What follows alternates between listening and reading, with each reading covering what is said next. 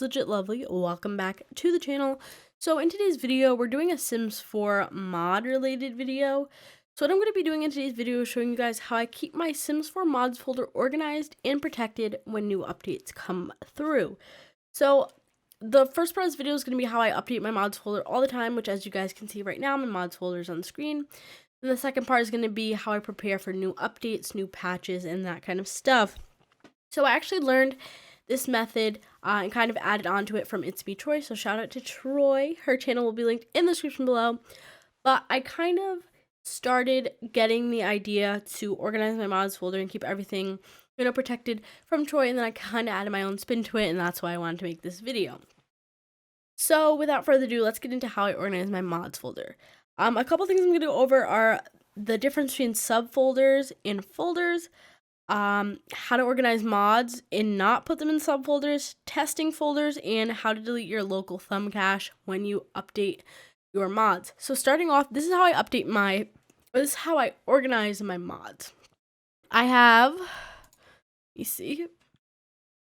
9 separate folders. Some of them have subfolders. So this is my main cast folder. In here I have accessories, alpha hair, clothes, facial hair, makeup, max's match hair, shoes, and pets. So these would be considered subfolders in the main folder of CAS. Do not go any deeper than one subfolder. So we have the main folder, the subfolder. Do not make another folder within this and try and add stuff to it, because most of the time CC will only recognize if it is one subfolder deep. So, and then I have my game mods folder. If it's not a big mod, I will put it in my game mods folder. However, MC Command Center, anything by Kawaii Stacy, any major huge script mods, I will put in their own folder. But if they're little mods like more icons or always free build or my blob remover, some traits, I'll keep little mods in my game mods folder. But like I said with MC Command Center, it has its own folder. Just so it's easier to update. And I have a little other folder where I have some mod packs, some fan created stuff packs, some Symblorine stuff, my studio lighting set, a Patreon set, and stuff like that. Then in poses, let me quickly put that I separate my cast poses from my main poses.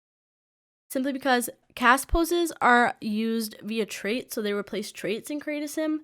And I want to be able to swap them out easily and not have to search for them. So these are my cast poses, and I have all my other gameplay poses, which is a lot.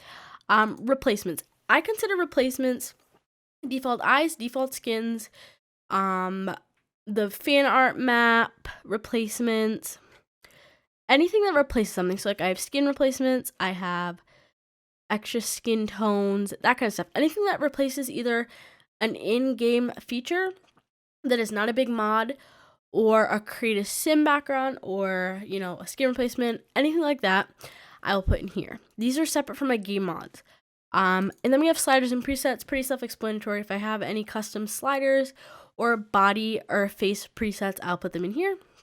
And then this is very important, having a testing folder. When you first download some new CC, put it in a main folder called testing. You can do testing 1, 2, 3, whatever. But put it in testing folder. Do not automatically sort it and put it in your main mods folders, because God forbid one of those files is corrupt. You just mixed it with all of your other CC. That is no bueno, so we do not do that. Make a testing folder. After you've run your game once or twice, move it out of the testing folder and then sort it, but never, ever, ever just put it right into your folder. Then I have my TMX settings, which is just for my Better Exceptions mod. Quick mention, I don't know if you guys have the Better Exceptions mod, but if you do not put it in any folder. Not a main folder, not a subfolder, not a sub-subfolder. Put it right in your mods folder, because it is a script that needs to read everything, so it can't be put in any folders except for your main mods folder. So, I think I've pretty much explained everything about folders. One thing that I want to mention is similar to the whole testing folder thing. If you download a new mod, any new CC, any new replacements, please delete this local thumb cache every single time you download something new.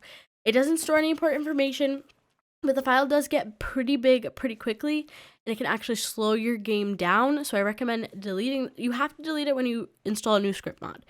100% or your game will mess up. But with new CC, I just recommend doing it just in case. But yeah, so what the heck?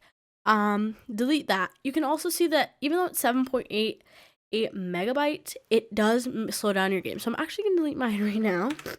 Another thing that you want to delete, if you have any, is last exception reports. Usually with the better exceptions mod, you can easily find out what was causing the last exceptions. But if not, just delete them and solve the problem yourself. But those last exception reports that are stored in your mods folder will 100% slow your game down. So the next thing I want to go over is when you're preparing for an update. So if you are preparing for an update, the first thing you want to do is go to Origin, Application Settings. Make sure that automatically update Origin, automatic game updates, and if you don't want to participate in Origin client betas, that is turned off as well. Most important is automatic game updates. This will automatically update your game before you have the chance to move your mods folder or test any of your mods. That is not good. So make sure that these three, preferably, are all off, but especially the first two.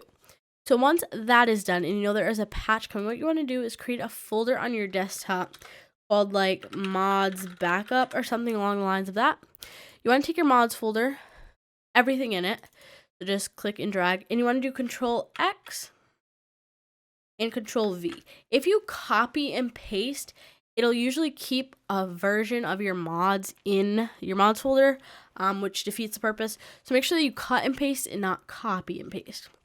Now your mod's here, or now your mods folder is there, and you can successfully update your game. Now, another thing that I want to quickly mention is that you want to check for updated mods. Just because your game updated correctly, you know, you're like, oh, my game's updated. Let me just click and drag everything back into my mods folder. Okay. Most likely, mods like MC Command Center, mods like UI Cheats extension, more columns, these will all be out of date. So you can do this one of two ways.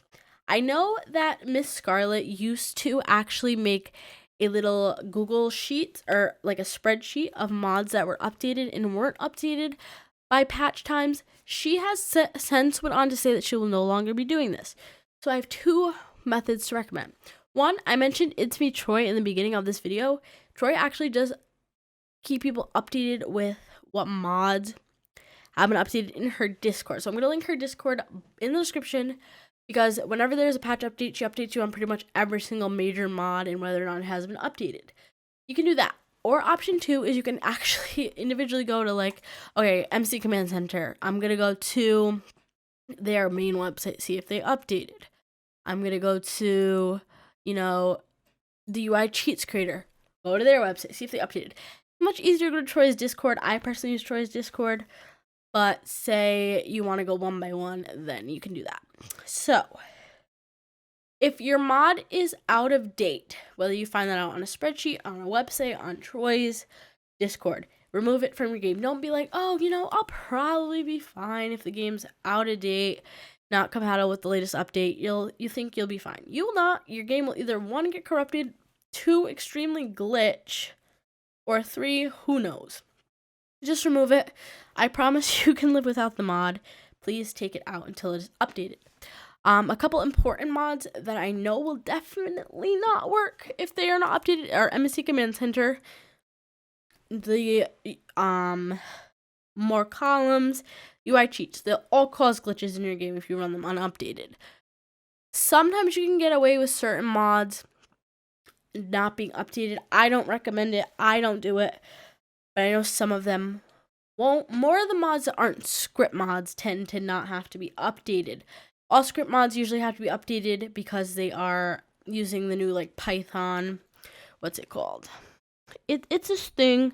It's like a Python system. When they updated all the script mods. So if it's not updated up to that, then it will not run and it'll cause major issues. So any script mod must be updated and cannot be run in your game. And if it is outdated, however, .package mods, usually if they're like created some replacements, stuff like that, those can be kept in. I want to also mention that some custom content can be out of date with a new update.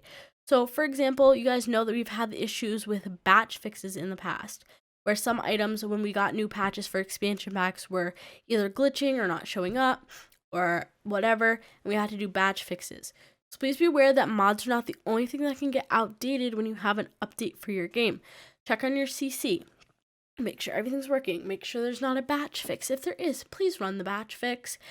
Makes it so much easier. But that is really all I had to say for this video. I just want to go over how I organize my mods folder and how I prepare for any update. It doesn't have to be a big update. It can be a small patch update. It can be anything.